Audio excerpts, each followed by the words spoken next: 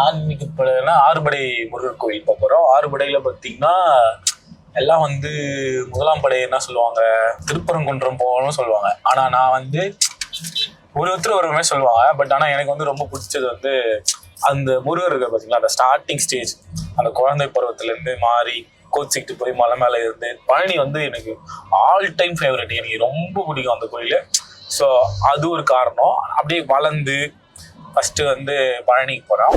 பழனிக்கு போயிட்டு பழனியில சாமியை பார்த்துட்டு அடுத்தது வந்து அந்த அடுத்த ஸ்டேஜ் வரும் பாத்தீங்களா. அடுத்த ஸ்டேஜ் என்னது, தந்தைக்கு வந்து மந்திரம் சொல்லி ஓமன்னும் மந்திரத்தை வந்து சொல்லி கொடுப்பார்ல ஒரு வாத்தியாராம வருவார் தந்தைக்கு. அது அங்க போயிட்டு அங்க போனோடனே அடுத்த ஸ்டேஜ் வந்து ஃபைட்டு. அங்க போய் எங்க திருச்செந்தூர் போய் அந்த சூரியனை போய் வச்சு அதெல்லாம் உங்களுக்கு தெரியும். அந்த பார்த்துட்டு அடுத்தது வந்து இவங்களை கல்யாணம் பண்றதுக்கு வருவார் பாருங்க, அந்த ஸ்டேஜ். அடுத்தது திருத்தணியில போய் வள்ளி அவங்க கல்யாணம் பண்ணுவாரு. அதுக்கு அடுத்தது 2 பேரும் சேர்ந்து ஒரு இடத்துல ஒரு தரிசனம் கொடுப்பாங்க. எனக்கு தெரிஞ்ச மாதிரி நான் சொல்லியிருக்கேன். ஒரு ஸ்பாட்டுக்கும் ஒரு ஹிஸ்ட்ரி இருக்கு. அதை வந்து நான் டேமேஜ் பண்ண கூடாதான். எனக்கு தெரிஞ்ச மாதிரியே நான் சொல்லியிருக்கேன். அந்த ஹிஸ்ட்ரியை நான் டேமேஜ் பண்ண விரும்பல. ஏன்னா தெரியாம சொல்லிட்டு மாட்டிக்கிறத விட என் அறிவு கெட்டினது இதுதான். இது தப்பா ரைட்டுன்னு எனக்கு தெரியல. எனக்கு பிடிச்சது என்னன்னா அந்த அப்படியே ஒரு ஸ்டேஜ் அப்படியே நடந்து அது ஒரு நல்லா இருக்கும். அது பார்க்கவே அது எனக்கு ரொம்ப பிடிச்சிருக்கு. அந்த மாதிரி போய் பார்க்கணும்னு எனக்கு ரொம்ப ஆசை. அதனால நான் அப்படி போறேன். உங்களுக்கு எப்படி பிடிச்சிருக்கோ அப்படி போங்க. வழக்கம் போல டிப்ரெஷன் எல்லாம் போகிறதுக்கு முருகரை வேண்டிட்டு பயணம் பண்ணுவோம். நம்ம வந்து ஸ்ட்ரெயிட்டா இப்போ வந்து பழனி போறோம். பழனி போறதுக்கு நம்ம விழுப்புரம் பைபாஸ் வந்துட்டு ஆல்ரெடி வீட்டுல இருந்து கிளம்பி வந்துட்டேன்.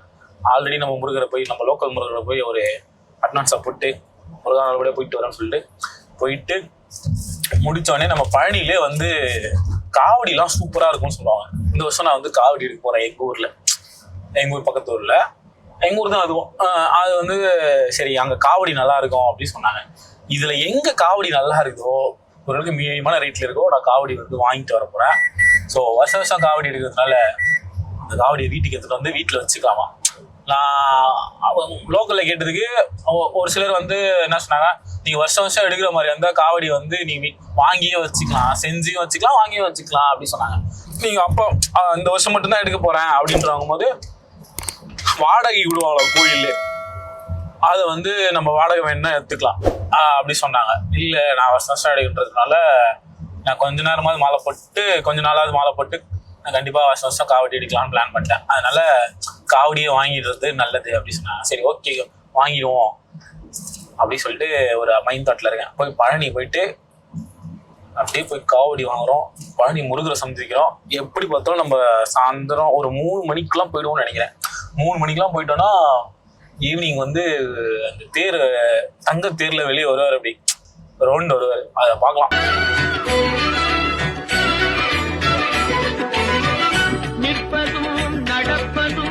நேற்று நைட்டு முடிச்சுட்டாங்க.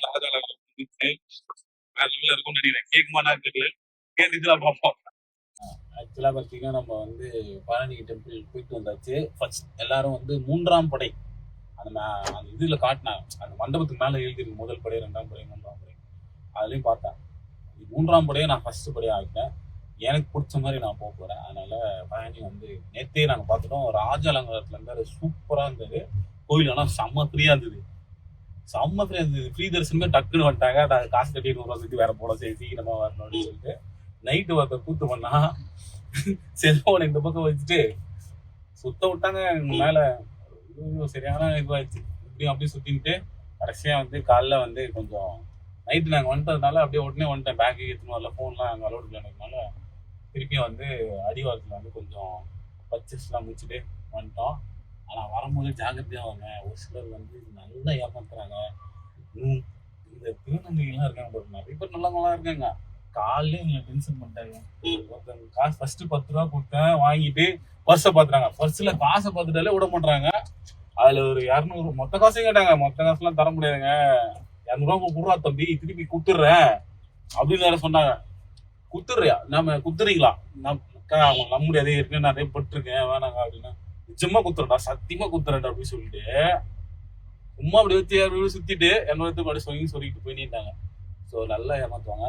நீங்க காசு மட்டும் கோயிலுக்கு எவ்வளோ வேணுமோ உங்க தேவைக்கு எவ்வளோமோ அது மட்டும் இருக்கணும். காசு கையில வச்சுக்காதீங்க. கையில வச்சிருந்தா நம்மளுக்கு டேஞ்சர் தான். நம்மள பிரெயின் வாஷ் பண்ணி முடுங்கிறதுக்கு தான் பாக்குறாங்க. இதெல்லாம் கொஞ்சம் கவனிச்சா நல்லா இருக்கும். அது மட்டும் தான் என்னோட வேண்டுகோள். மற்றபடி சாமிலாம் சூப்பரா பார்த்துட்டேன். ஓகே, அடுத்தது வந்து மதுரைக்கு போறோம். மதுரையில இருந்து பிளான் பண்ணலாம். எனக்கு சாமி மலை போகணும்னு ஆசை. எப்படி போகணும்னு தெரியல. ஒரு பிளான் இருக்கு. நான் போயிட்டு ஆடு கொஞ்சம் சாப்பிட்டு ஒரு டீ குடிச்சிட்டு உங்களுக்கு அப்டேட் பண்றேன். அடுத்தது எங்க போவோம்.